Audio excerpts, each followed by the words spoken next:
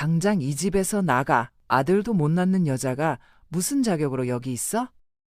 한양 도성 안 기와집에서 남자의 고함 소리가 터져 나왔습니다. 35살 최 씨 부인이 방바닥에 무릎을 꿇고 있었죠. 눈물이 볼을 타고 흘러내렸지만 소리내어 울지는 않았습니다. 나으리, 제발요. 다시 한 번만 기회를 주십시오. 제가 더 노력하겠습니다. 노력? 15년을 노력했는데 딸만 셋이잖아. 내 가문에 대를 이을 아들이 필요하단 말이야. 남편 박진사가 최 씨를 내려다보며 차갑게 말했습니다. 그의 옆에는 젊은 여자가 서 있었죠. 20살 새댁 윤 씨였습니다. 이미 그녀의 배는 불러 있었습니다. 이 여자가 내 아들을 낳을 것이오. 당신은 이제 필요 없어. 딸 셋은 내가 키울 테니 당신만 나가시오. 최 씨의 가슴이 찢어지는 것 같았습니다. 딸들과도 헤어져야 한다니요. 하지만 남편의 결심은 확고했습니다. 이미 새 부인을 들였고 아들을 기대하고 있었죠. 15년입니다. 이 여인은 15년 동안 한 남자를 섬겼습니다. 세 딸을 낳아 키웠죠.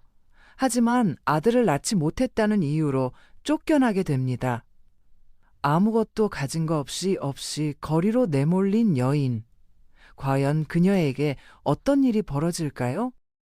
여러분, 오늘은 아들 못 낳아 쫓겨난 한 여인이 버려진 아이를 키워 인생 역전을 이룬 이야기를 들려드리려고 합니다. 이 이야기를 끝까지 들으시면 진짜 자식이 무엇인지, 하늘의 뜻이 무엇인지 깨닫게 되실 겁니다. 지금부터 이야기를 시작하겠습니다. 시작하기 전에 구독과 좋아요 부탁드립니다. 알림 설정까지 해주시면 다음 이야기도 가장 먼저 만나보실 수 있습니다. 20년 전 봄날이었습니다. 15살 최 씨는 한양 양반가의 아들 박진사에게 시집을 갔습니다. 좋은 혼처였죠. 박진사는 과거에 급제한 젊은 선비였습니다. 집안도 부유했고 앞날이 창창했죠. 최 씨는 행복했습니다. 좋은 남편을 만났다고 생각했습니다. 혼례 첫날 밤 박진사는 다정했습니다. 부인, 우리 100년해로 합시다. 최 씨는 수줍게 고개를 끄덕였죠. 첫 해가 지나고 최 씨는 아이를 가졌습니다. 시댁 식구들이 기뻐했죠. 시어머니가 최 씨의 손을 잡으며 말했습니다. 아들을 낳아야 한다. 우리 박 씨 가문은 대대로 장손이 집안을 이어왔어. 네가 아들을 낳아주렴. 최 씨는 고개를 끄덕였습니다. 당연히 아들을 낳을 거라고 생각했죠. 하지만 세상 일은 뜻대로 되지 않는 법이었습니다. 10달이 지나 아이를 낳았습니다. 딸이었습니다. 산실에서 아기 울음소리가 들리자 시댁 식구들의 표정이 굳었죠. 딸이라니. 시어머니가 한숨을 쉬었습니다. 괜찮다. 다음에 아들을 낳으면 되지? 최 씨는 미안한 마음이 들었습니다. 하지만 딸이라도 예쁘게 키우겠다고 다짐했죠. 박진사도 실망한 기색이었지만 겉으로 내색하지 않았습니다. 다음을 기약하자고 말했습니다. 2년 후 둘째를 가졌습니다. 이번엔 아들일 거라고 모두가 기대했죠. 최 씨도 간절히 빌었습니다. 부처님께 100일 기도를 드렸습니다. 제발 아들을 점지해 주십사 하고. 하지만 낳고 보니 또 딸이었습니다. 시댁의 분위기가 차갑게 식었죠. 시어머니가 최 씨를 보는 눈빛이 달라졌습니다. 며느리 복이 없구나. 2번이나 딸만 낳다니. 최 씨는 죄인이 된 기분이었습니다. 박진사의 태도도 변하기 시작했습니다. 예전처럼 다정하지 않았죠. 밤에 최 씨 방에 오는 일도 드물어졌습니다. 대신 기생집을 드나들기 시작했습니다. 최 씨는 알았지만 아무 말도 하지 못했죠. 자신이 아들을 못 낳았으니 남편을 잡을 자격이 없다고 생각했습니다. 그저 셋째에 대한 희망을 품었습니다. 다음에는 꼭 아들을 낳아야 한다고 다짐했죠. 5년이 더 지났습니다. 최 씨는 셋째를 가졌습니다. 마지막 기회라고 생각했죠. 온갖 정성을 다했습니다. 태교를 했고 몸조심했습니다. 아들을 낳는다는 모든 민간요법을 시도했습니다. 시댁에서도 기대를 걸었죠. 이번엔 제발 아들이기를 바랐습니다. 10달이 지나 출산했습니다. 하지만 또 딸이었습니다. 3번째 딸이었죠. 시댁이 발칵 뒤집혔습니다. 시어머니가 산실에 들어와 최 씨를 노려보았죠. 도대체 뭐 하는 짓이야? 3번이나 딸만 낳다니 우리 집안 망하라는 거야? 최 씨는 고개를 들 수 없었습니다. 남편 박진사도 분노했습니다. 당신은 아들 낳을 팔자가 아닌가 봐. 실망이요. 그의 목소리는 차갑고 냉정했습니다. 최 씨의 가슴에 비수가 꽂히는 것 같았죠. 그날부터 최 씨는 집안의 천덕꾸러기가 됐습니다. 시댁 식구들은 최 씨를 무시했죠. 밥상도 따로 차려주었습니다. 마치 죄인을 대하듯 했습니다. 딸 셋은 최 씨가 혼자 키워야 했죠. 시댁에서는 손녀들에게 관심도 없었습니다. 아들이 아니니까요. 최 씨는 외로웠습니다. 의지할 곳이 없었죠. 친정은 멀리 떨어져 있었고 자주 갈 수도 없었습니다.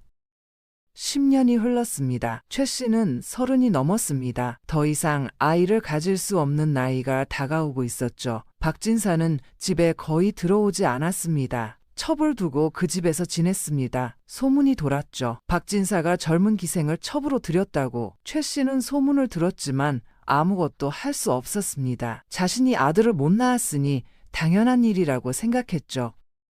어느 날 박진사가 집에 돌아왔습니다. 오랜만이었죠. 최 씨는 반가운 마음에 남편을 맞았습니다. 하지만 박진사의 얼굴은 차가웠습니다. 최 씨를 방으로 불러 말했죠. 내가 새 부인을 들이기로 했소. 윤 씨라는 여인인데 이미 내 아이를 가졌소. 최 씨는 믿을 수 없었습니다. 아이를 가졌다니요? 그럼 이미 오래전부터 관계가 있었다는 말입니까?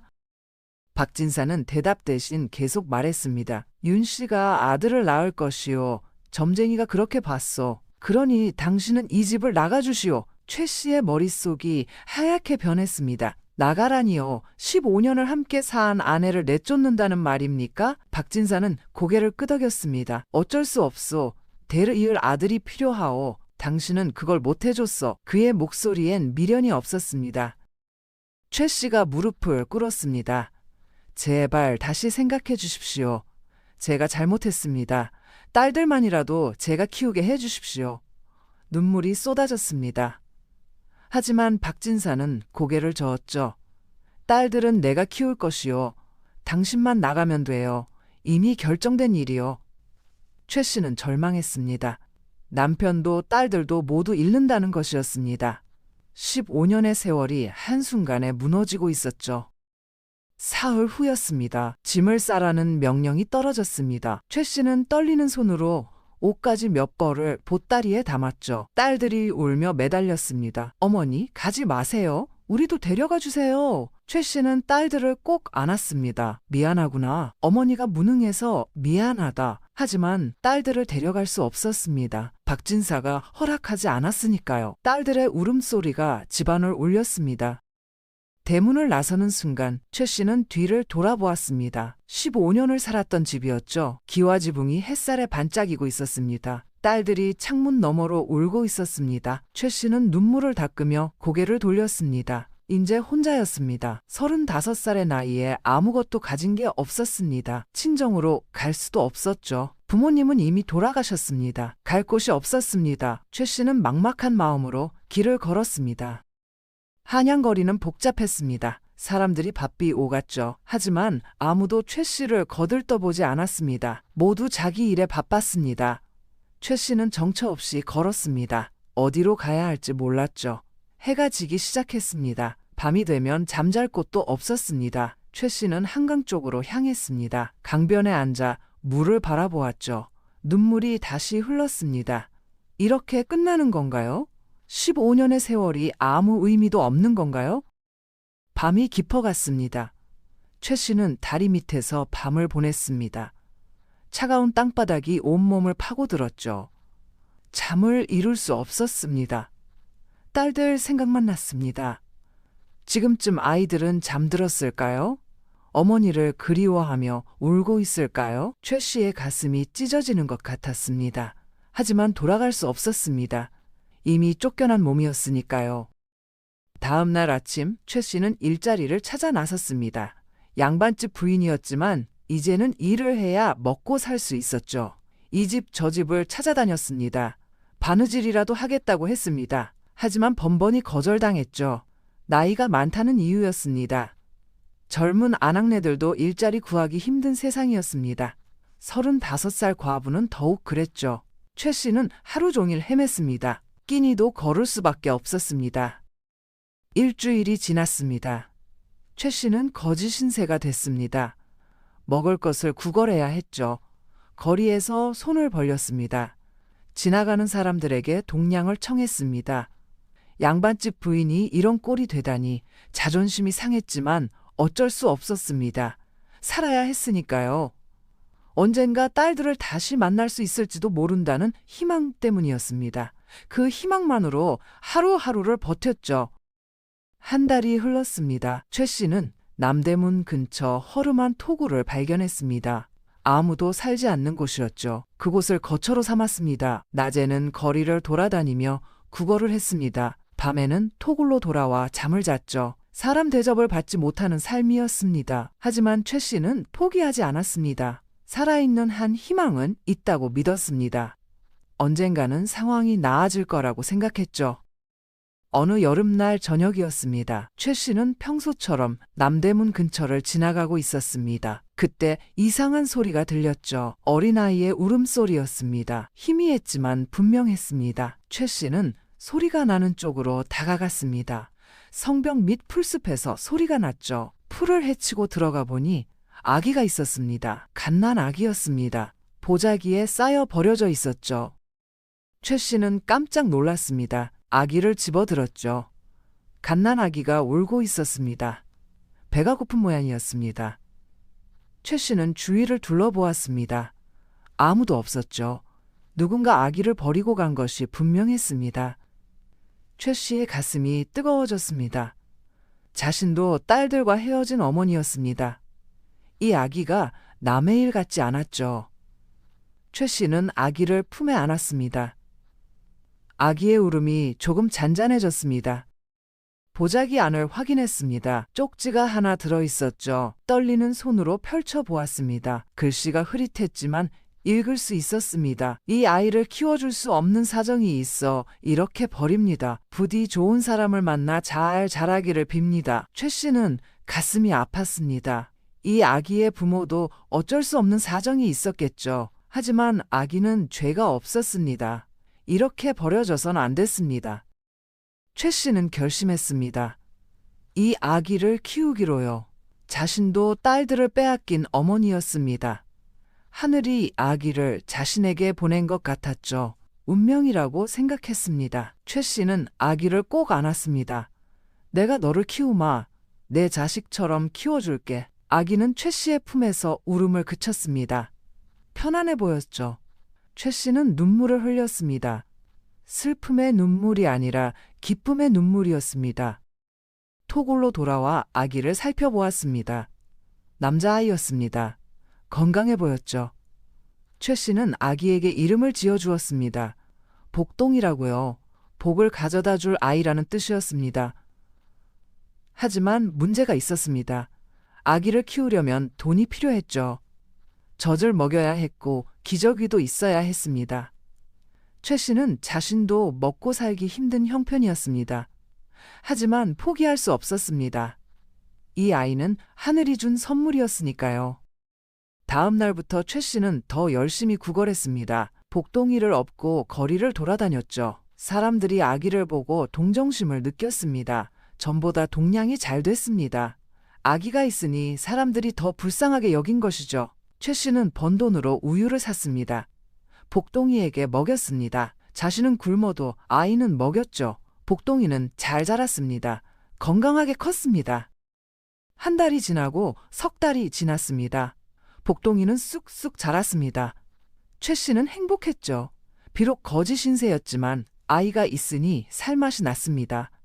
복동이를 보면 딸들 생각이 났습니다. 지금쯤 딸들은 어떻게 지내고 있을까요? 새어머니가 잘 대해주고 있을까요? 최 씨는 궁금했지만 알 수 없었습니다. 박진사 집에 갈 수 없었으니까요. 그저 복동이를 잘 키우는 것이 자신의 운명이라고 생각했습니다. 1년이 지났습니다. 복동이가 돌이 됐습니다. 최 씨는 빈약하지만 돌잔치를 해주었죠. 떡 한 조각과 과일 몇 개가 전부였습니다. 하지만 최 씨는 만족했습니다. 복동이가 무럭무럭 자라고 있었으니까요. 복동이는 영특했습니다. 다른 아이들보다 빨리 걸었고 빨리 말했죠. 최 씨는 이 아이가 범상치 않다고 느꼈습니다. 하늘이 특별한 아이를 자신에게 보낸 것 같았습니다. 어느 날 시장 어귀에서 한 스님을 만났습니다. 스님이 복동이를 보더니 눈이 커졌죠. 부인, 이 아이 관상이 보통이 아니오. 장차 큰 인물이 될 상이오. 잘 키우시오. 최 씨는 놀랐습니다. 스님의 말이 신기했죠. 하지만 기뻤습니다. 복동이가 큰 인물이 된다니요. 최 씨는 다짐했습니다. 이 아이를 훌륭하게 키우겠다고. 비록 자신은 가난하고 천한 신세지만 이 아이만큼은 제대로 키우겠다고 말이죠. 2년이 더 지났습니다. 복동이는 3살이 됐습니다. 말도 제법 했고 총명했죠. 최 씨는 복동이에게 글을 가르치기 시작했습니다. 자신이 양반집 딸로 자라며 배운 글을 전했습니다. 천자문을 가르쳤죠. 복동이는 놀라울 정도로 빨리 배웠습니다. 한 번 본 글자를 잊지 않았습니다. 최 씨는 확신했습니다. 이 아이는 정말 범상치 않은 아이라고, 하늘이 자신에게 준 특별한 선물이라고 말이죠. 5년이 흘렀습니다.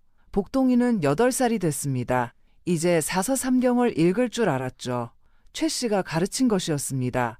비록 토굴에서 살았지만 최 씨는 교육을 소홀히 하지 않았습니다. 그걸로 번 돈으로 책을 샀죠. 헌책방을 뒤져 낡은 책들을 구했습니다. 복동이는 그 책들을 탐독했습니다. 밤새 책을 읽었죠. 최 씨는 복동이가 공부하는 모습을 보며 뿌듯했습니다. 이 아이는 분명 큰 인물이 될 거라고 믿었습니다. 어느 날 시장에서 일이 벌어졌습니다. 한 양반이 방을 붙였죠. 누구든지 이 시를 풀이하는 자에게 상금을 주겠다는 내용이었습니다. 어려운 한시였습니다. 어른들도 쉽게 풀지 못했죠. 사람들이 모여들었지만 아무도 답을 내놓지 못했습니다. 복동이가 그 앞을 지나가다 방을 보았습니다. 잠시 생각하더니 최 씨에게 말했죠. 어머니, 제가 알 것 같아요. 최 씨는 놀랐습니다. 8살 아이가 어른들도 못 푸는 걸 안다니요. 복동이가 양반 앞으로 갔습니다. 양반이 비웃었죠. 거지 꼬마가 이걸 안다고? 하지만 복동이는 당당하게 대답했습니다. 이 시는 이런 뜻입니다. 그리고 막힘없이 풀이를 했습니다. 양반의 얼굴이 놀람으로 변했죠. 정확했습니다. 완벽한 해석이었습니다. 주위 사람들도 웅성거렸습니다. 8살 아이가 저런 걸 안다니? 양반이 복동이를 자세히 보았습니다. 꼬마야, 누구한테 배웠느냐? 복동이가 최 씨를 가리켰죠. 저 어머니한테 배웠어요. 양반이 최 씨에게 다가왔습니다. 부인, 이 아이를 어떻게 가르쳤소? 보통 아이가 아니오. 최 씨는 고개를 숙였습니다. 제가 아는 걸 가르쳤을 뿐입니다. 이 아이가 총명해서 잘 따라왔습니다. 양반이 고개를 끄덕였죠. 이 아이를 제대로 가르치면 과거에 급제할 수 있겠소. 하지만 이렇게 살아서는 안 되겠소. 최 씨는 아무 말도 하지 못했습니다. 자신도 알고 있었죠. 토굴에서는 한계가 있다는 것을요.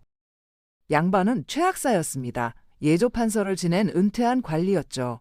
그는 복동이에게 관심을 가졌습니다. 며칠 후 다시 찾아왔습니다. 부인, 이 아이를 내게 맡기시오. 내가 제대로 가르치겠소. 과거에 급제시킬 수 있소. 최 씨는 놀랐습니다. 복동이를 데려간다는 말인가요? 최 학사가 고개를 저었습니다. 아니요. 부인도 함께 우리 집으로 오시오. 아이에게는 어머니가 필요하니까요. 최 씨는 믿을 수 없었습니다. 자신들을 받아준다니요? 최 학사의 집은 컸습니다. 한양 북촌에 있는 기와집이었죠. 최 씨와 복동이에게 행랑채 방 하나를 내주었습니다. 토굴과는 비교도 안 됐습니다. 깨끗하고 따뜻했죠. 최 씨는 눈물이 났습니다. 이런 날이 올 줄 몰랐습니다. 최 학사는 말했습니다. 부인은 집안일을 도와주시오. 그 대신 아이 교육은 내가 맡겠소. 최 씨는 고개를 숙여 감사했습니다. 은혜를 잊지 않겠다고 말했죠. 복동이의 본격적인 공부가 시작됐습니다. 최 학사는 엄격했습니다. 새벽부터 밤까지 복동이를 가르쳤죠. 사서삼경은 물론이고 역사와 시문까지 배웠습니다. 복동이는 스펀지처럼 흡수했습니다. 한 번 배운 건 잊지 않았죠. 최 학사는 감탄했습니다. 50년 가르치며 이런 학생은 처음이요. 이 아이는 반드시 장원급제할 것이요. 최 씨는 기뻤습니다. 하늘이 복동이를 도와주는 것 같았습니다. 3년이 흘렀습니다. 복동이는 11살이 됐습니다. 이미 성인 못지않은 실력을 갖췄죠. 최 학사가 모의 과거를 치르게 했습니다. 복동이는 완벽하게 답안을 작성했습니다. 최 학사가 기뻐했죠. 이제 됐소. 3년 후면 과거를 볼 수 있어.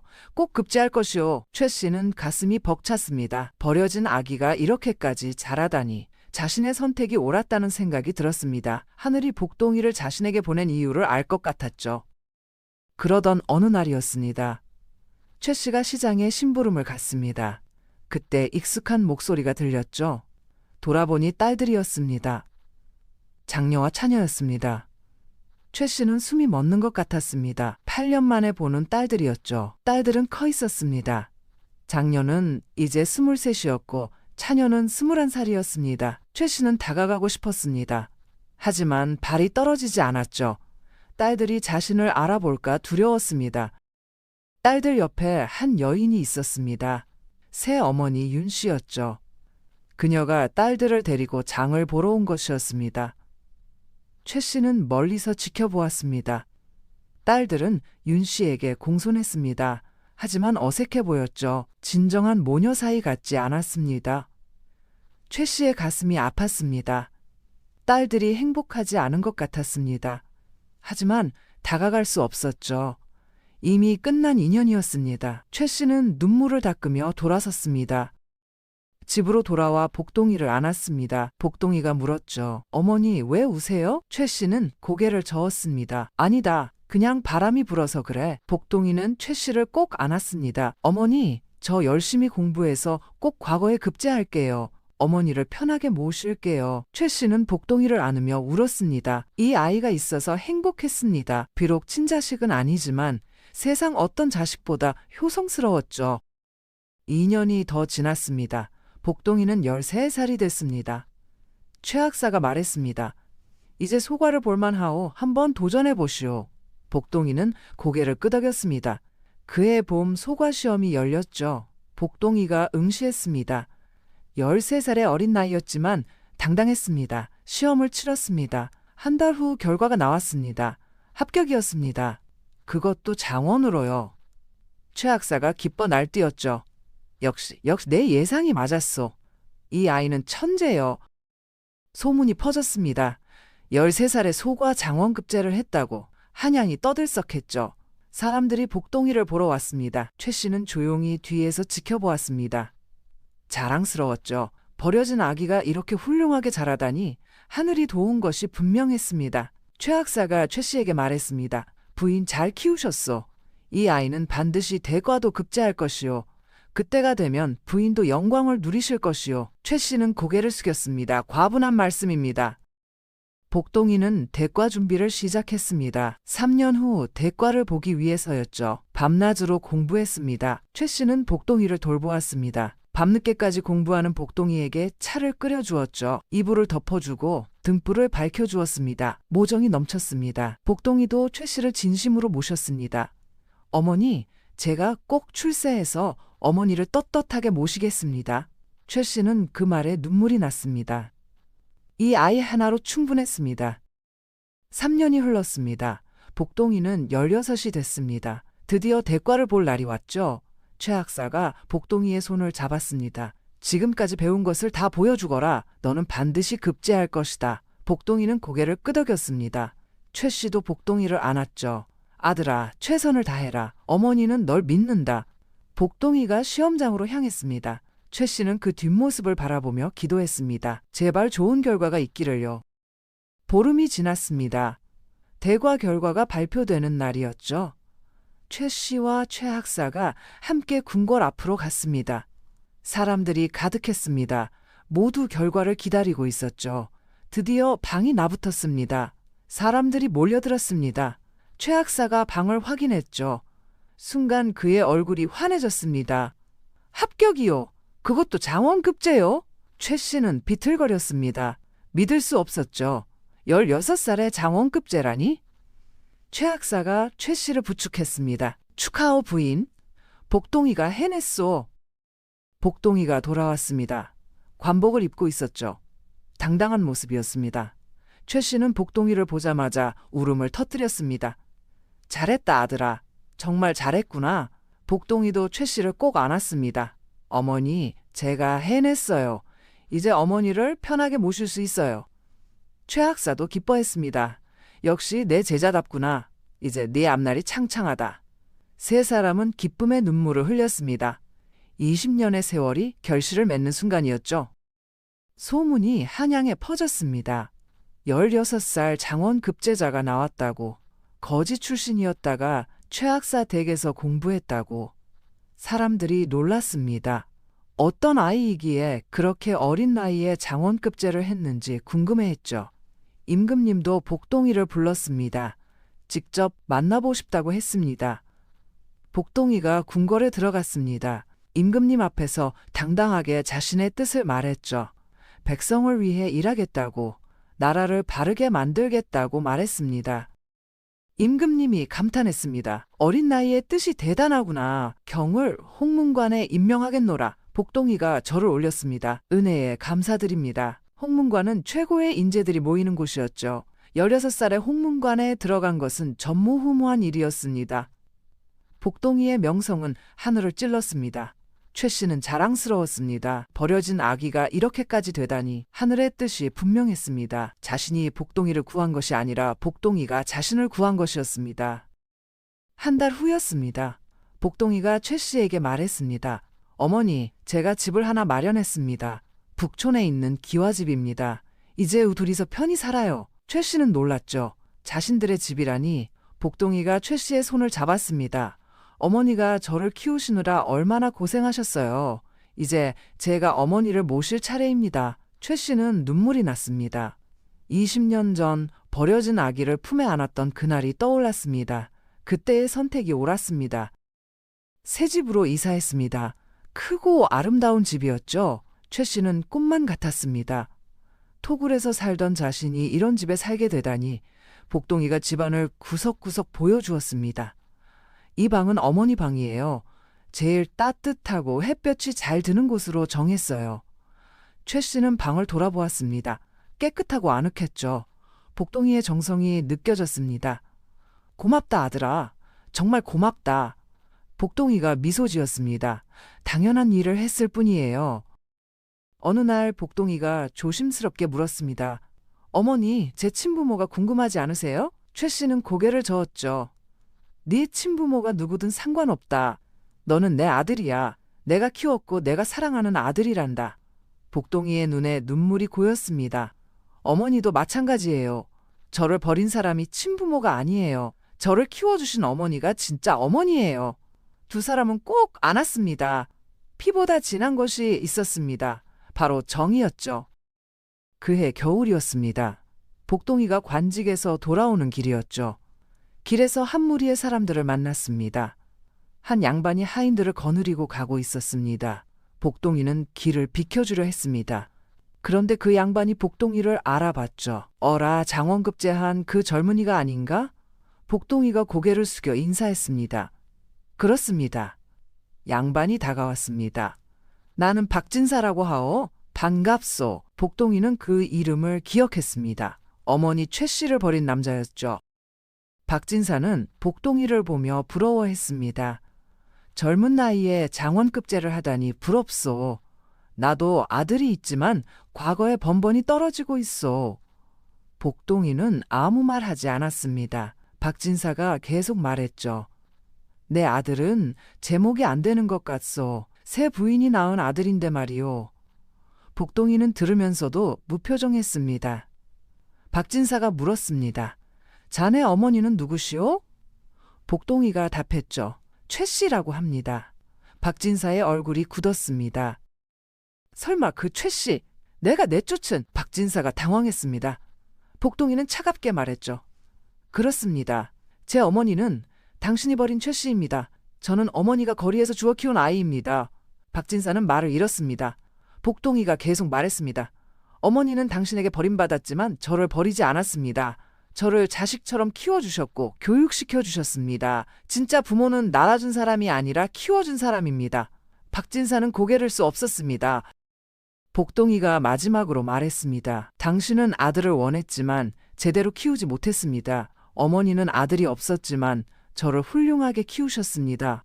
누가 더 훌륭한 부모인지는 하늘이 증명했습니다. 박진사는 아무 말도 못했습니다. 복동이는 그를 지나쳐 갔습니다. 뒤돌아보지 않았죠. 박진사는 그 자리에 멍하니 서 있었습니다. 자신이 얼마나 어리석었는지 깨달았습니다. 하지만 이미 늦었습니다. 세월은 돌아오지 않았죠. 복동이가 집에 돌아와 최 씨에게 말했습니다. 어머니, 오늘 박진사를 만났어요. 최 씨는 놀랐습니다. 복동이가 그날 있었던 일을 말했죠. 최 씨는 복잡한 표정이었습니다.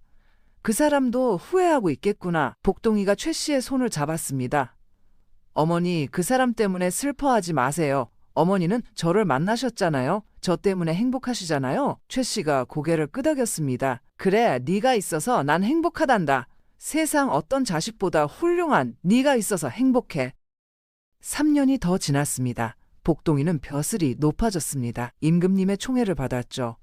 나라를 위해 일했습니다. 백성들이 복동이를 존경했습니다. 최 씨는 복동이가 자랑스러웠습니다. 어느 날 복동이가 말했죠. 어머니, 제가 혼인하려고 합니다. 최 씨는 기뻤습니다. 좋은 배필을 만나거라. 복동이가 웃었습니다. 며느리가 어머니를 잘 모실 거예요. 걱정 마세요. 복동이는 좋은 집안의 딸과 혼인했습니다. 며느리도 씨를 친어머니처럼 모셨죠. 1년 후 복동이에게 아들이 태어났습니다. 최 씨는 손자를 안았습니다. 눈물이 났죠. 20년 전 버려진 아기를 안았던 그날이 떠올랐습니다. 그 아기가 이제 아버지가 됐습니다. 그리고 자신은 할머니가 됐죠. 하늘의 뜻이 이룬 것이구나. 최 씨는 깨달았습니다. 자신이 복동이를 구한 것이 아니라 복동이가 자신을 구했다는 것을. 하늘은 자신에게 복동이를 보내 새로운 삶을 주신 것이었습니다. 감사했습니다.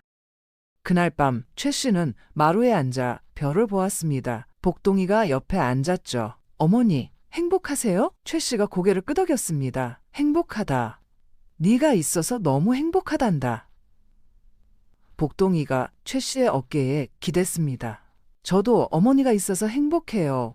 저를 버리지 않고 키워주셔서 감사해요. 두 사람은 말없이 별을 바라보았습니다.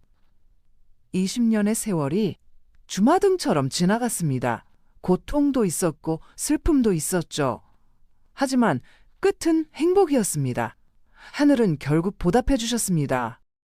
여러분, 아들 못 낳아 쫓겨난 부인 이야기 어떠셨습니까? 이 이야기가 우리에게 알려주는 것은 이겁니다. 진짜 자식은 피가 아니라 정으로 이어진다는 것. 하늘은 반드시 착한 사람에게 복을 내린다는 것. 그리고 끝까지 포기하지 않으면 행복이 온다는 것입니다. 최 씨는 모든 것을 잃었습니다. 하지만 복동이를 만나 모든 것을 되찾았죠. 여러분도 힘든 시간을 보내고 계신가요? 절망하지 마세요. 하늘은 반드시 보답해 주십니다. 선한 마음을 잃지 않으면 반드시 좋은 날이 옵니다. 이 이야기가 여러분께 작은 위로가 되었으면 좋겠습니다. 영상이 도움이 되셨다면 좋아요와 구독 부탁드립니다. 알림 설정까지 해주시면 다음 이야기도 가장 먼저 만나보실 수 있습니다. 다음에는 또 어떤 이야기로 찾아올까요? 기대해 주세요. 여러분, 오늘도 좋은 하루 보내세요.